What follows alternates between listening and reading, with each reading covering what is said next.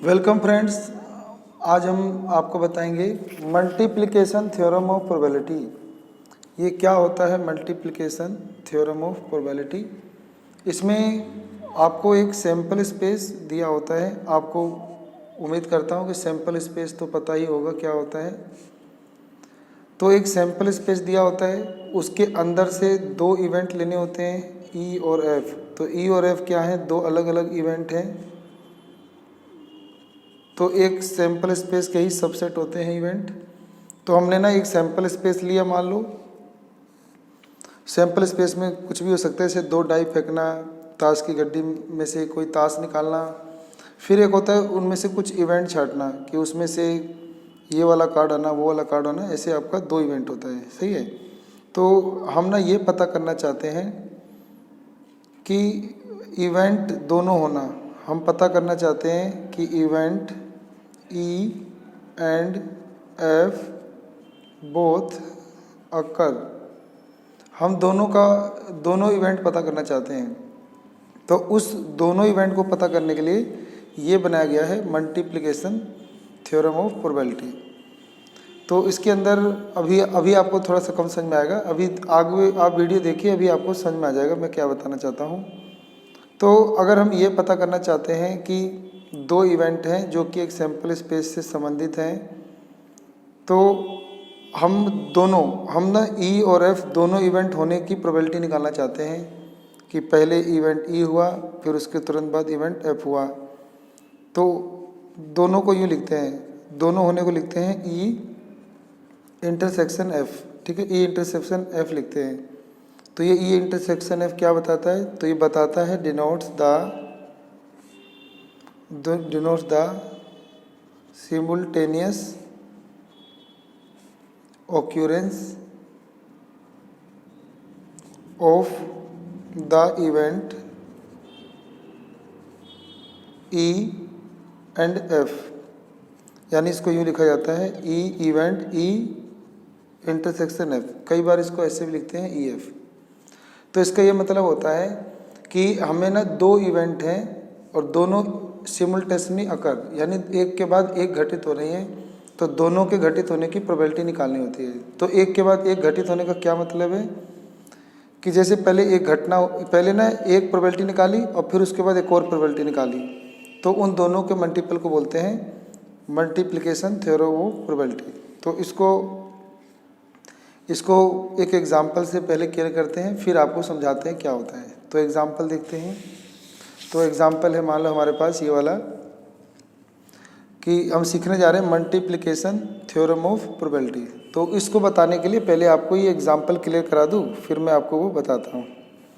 तो इसमें क्या होता है कि ए अर्न मानता है कलश। ठीक है, एक कलश है, ऐसे कोई कलश होता है। ठीक है, ऐसे कोई कलश है, contains 10 black and 5 white ball.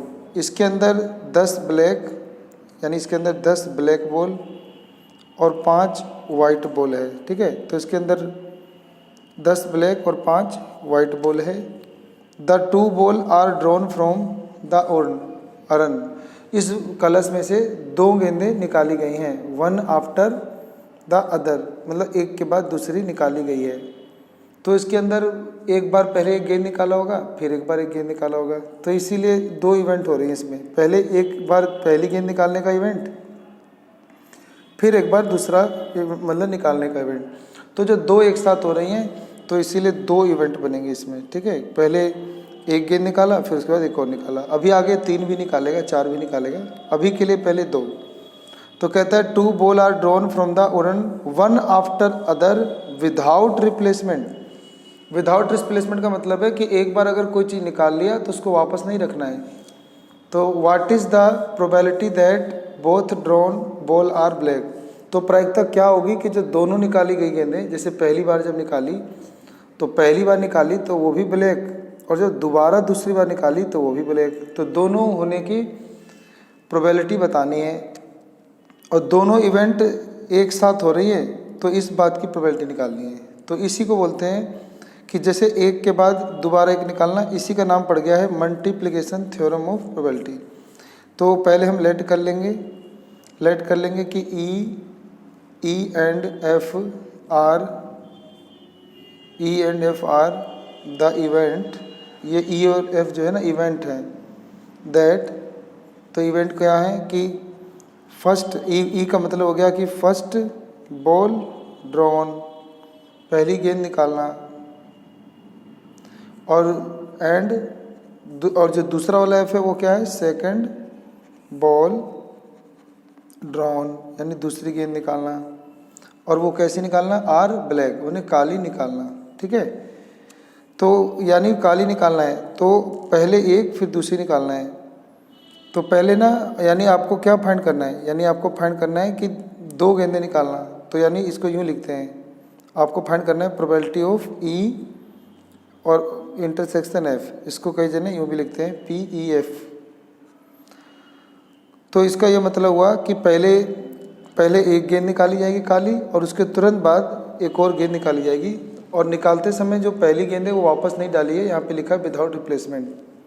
तो क्या होगा कि पहले हम निकाल लेंगे प्रोबेबिलिटी ऑफ ई, यानी पहले निकाल लेंगे कि पहली गेंद निकालने की प्रोबेबिलिटी, यानी probability of black ball drawn in first time, मतलब पहली बार आपने काली गेंद निकाली, तो काली गेंदें टोटल कितनी है 10, और टोटल कितनी गेंदें हैं 5, तो 10 5 15, यानी 10 काली है 5 सफ़ेद है, टोटल हो गई 15।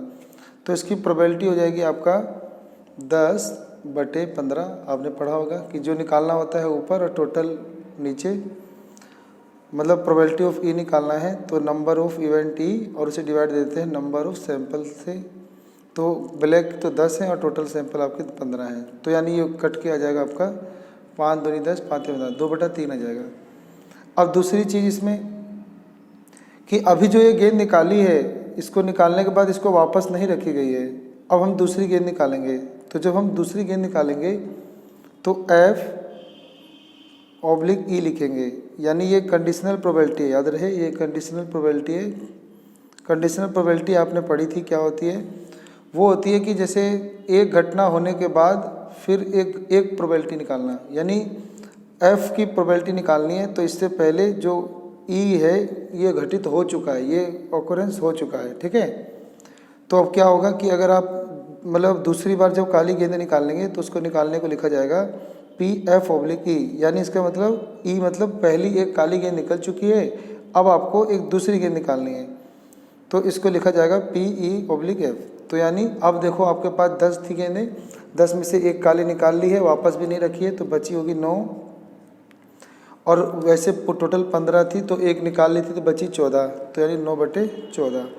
तो यानी पहली गेंद निकालने की प्रोबेबिलिटी हो गया 2/13, और जब दूसरी गेंद निकालेंगे तो उसकी प्रोबेबिलिटी हो जाती है 9/14। तो यानी अब ये हो गया पहली गेंद निकालने की प्रोबेबिलिटी, ये हो गया दूसरी गेंद निकालने की प्रोबेबिलिटी, और हम पढ़ रहे हैं मल्टीप्लिकेशन थ्योरम ऑफ प्रोबेबिलिटी। तो ये दोनों प्रोबेबिलिटी है कि पहली गेंद निकालने की और दूसरी गेंद निकालने की, तो हम दोनों को अगर हम इंटरसेक्शन निकाल दें तो इसका ये मतलब है कि पहली गेंद निकालने की प्रोबेबिलिटी को मल्टीप्लाई कर दो दूसरी जो गेंद निकाली की थी उसकी प्रोबेबिलिटी, और दूसरी गेंद मैंने लिखा है PF/E, तो यहाँ पर लिख देंगे PF/ या /E। तो इसका ये मतलब होता है कि हम F की प्रायिकता निकाल रहे हैं और घटना E या इवेंट E घटित हो चुका है, ठीक है। तो यानी पहली काली गेंद निकल चुकी है और इसके काली गेंद निकलने के बाद अब हमने दूसरी गेंद निकाली और वो भी ब्लैक है। तो यानी पहली गेंद निकाले थे ब्लैक तो उसकी प्रोबेबिलिटी थी 10/15 यानी 2/3, और दूसरी बार जब हमने निकाली है काली गेंद तो उसमें 10 में से एक गेंद काली कम हो गई और टोटल 15 में से एक कम हो गई तो बची 14, तो 9/14। अब हम इसी को अगर काटें जैसे 3 एकम 3, 3 तिया 9, तो 2 तिया 6/14, और ये भी कट जाएगा 2 से, तो 2 तिया 6, 2 से तो 14, तो नहीं 3/7। तो ये आपका जो आंसर है बना, ये जो आंसर आपका आया है यही आपका क्या है, मल्टीप्लिकेशन थ्योरम ऑफ प्रोबेबिलिटी की वजह से ये बता रहा है कि दो घटना E और F एक के बाद एक घटित होने की प्रायिकता, यानी किसी प्रयोग में एक घटना घटी उसके तुरंत बाद हमने एक घटना और की, तो उन दोनों के साथ साथ होने, दोनों घटनाओं के साथ साथ होने की प्रायिकता को कहा जाता है मल्टीप्लिकेशन थ्योरम ऑफ प्रोबेबिलिटी। तो ये कहा जाता है। कुल मिलाकर हम ये कह सकते हैं कि मल्टीप्लिकेशन थ्योरम ऑफ प्रोबेबिलिटी में ये होता है कि जैसे आपको लगातार एक के बाद एक घटना की प्रोबेबिलिटी निकालनी होती है। तो जैसे दो इवेंट होगा ई और एफ, दोनों को अगर आपको निकालनी है तो आप क्या करेंगे,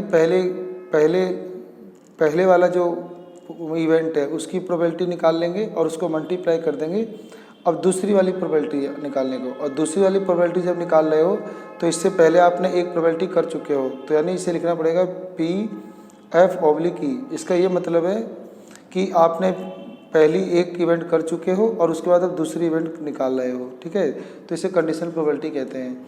तो पहली प्रोबेबिलिटी को दूसरी वाली कंडीशनल प्रोबेबिलिटी से मल्टीप्लाई करने को ही बोलते हैं मल्टीप्लिकेशन थ्योरम ऑफ प्रोबेबिलिटी।